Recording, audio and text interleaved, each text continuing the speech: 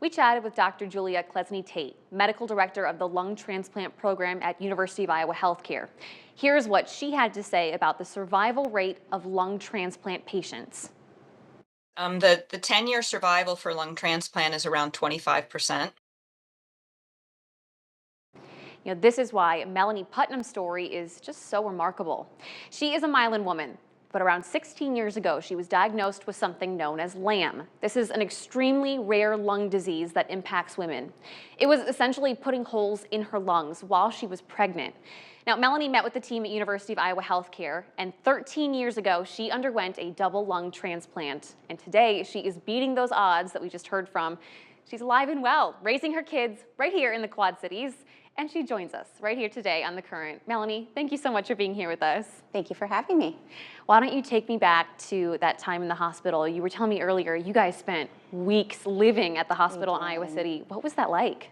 Well, it was really scary, obviously. I had been sick for so long and stayed home with my kids, couldn't leave the house very much and things like that. So I was airlifted there because my lungs had collapsed and I had had a seizure. So it was basically just a matter of just knowing that I was waiting for something. I knew that there was something that was going to happen that could potentially save my life because I was basically just dying at home and I knew that. So something did come along. You find out that a set of lungs was freed up. I mean, Yep. What was going through your mind?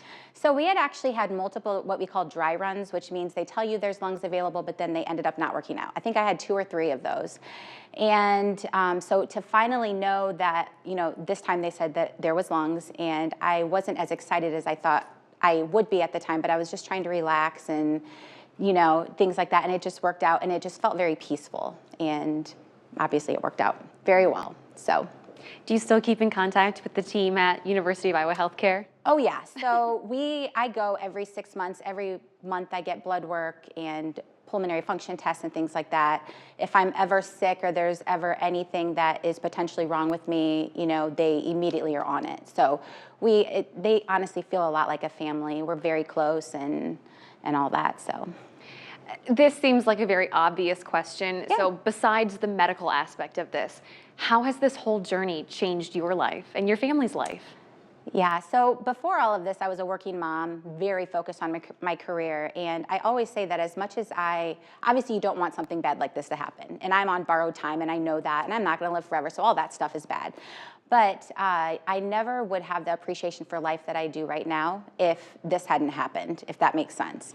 So it's like I truly live every day like it's my last, and it could be, and I don't know how long I'm going to live, and I hope much longer, but as Julia Klesny-Tate said, I'm definitely on borrowed time, and I don't know how long I'm going to live, but it just gives me like an appreciation for life. Like every day when I wake up, I feel like happy and excited, and it's just, life is just different. When you go through what I have gone through, life is different. You definitely appreciate things more than the average person.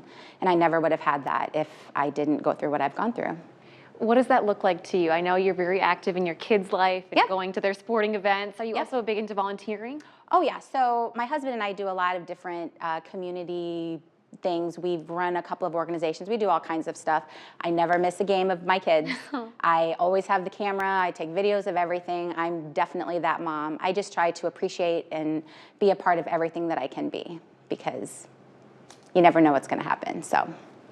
We talked about it in our first half hour, but I want to hear from you. What Yeah. is your message when it comes to organ donation? Oh my gosh, it's so important. You can't take them with you, right? So, I know when I was waiting for my lungs, it's just so stressful because you can wait forever, and a lot of people die. I don't remember the statistics that Julia gave, but you can't take them with you. It's so important. The gift that I feel that I received by receiving the lungs of the person is just, there's no words that I can describe. I just feel so grateful every day that I have this second chance, and it's because some family was very generous and willing to give me their organs, and now I get to be with my family, so I'm so grateful, and it's so important to donate your organs if you're able to. Melanie, I told you I was a crier. I told you I was Kleenex is over there. teary-eyed. Before I let you go, Yeah. You are something of an expert of living your life now to the fullest. Absolutely. What's your tips for people watching at home, especially, as we enter the holidays and New Year's? Yeah. So just make all the memories you can make. I try to make memories out of everything. I try to go to everything I can go to. I take pictures of everything, and just make things as special as possible. Keep up with your kids and your family, and just nobody is promised tomorrow. Obviously for me, but everybody, you never know what could happen tomorrow, and just appreciate what you have today. That's the best thing I can say. Melanie, I can't thank you enough for coming in You're today, so welcome. giving us your time. Thank you so much. You're welcome. Thank you.